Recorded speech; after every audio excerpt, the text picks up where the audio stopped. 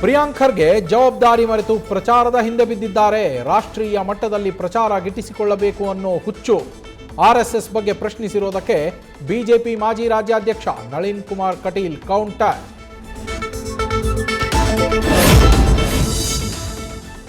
ಪಕ್ಷದ ಕಾರ್ಯಕ್ರಮವು ಮುಗಿದ ಬಳಿಕ ವಿಶ್ರಾಂತಿಯ ಮೊರೆ ಹೋದ ಮಾಜಿ ಸಿಎಂ.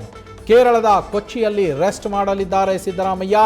ಜಾರ್ಜ್ರ ಫಾರ್ಮ್ ಹೌಸ್ನಲ್ಲಿ 3 ದಿನಗಳ ಕಾಲ ರಿಲ್ಯಾಕ್ಸ್. ಮೂವರಿಗೆ ನೀಟ್ ಪರೀಕ್ಷೆ ಬರೆಯೋದಕ್ಕೆ ಆಗಿಲ್ಲ ನಿಜ, ಆದರೆ ಅದಕ್ಕೆ ರ್ಯಾಲಿ ಕಾರಣವಲ್ಲ.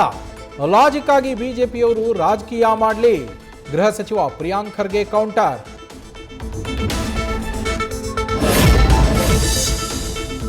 ವಿದ್ಯುತ್ ಕ್ಷೇತ್ರದಲ್ಲಿ ಖಾಸಗೀಕರಣಕ್ಕೆ ವಿರೋಧ.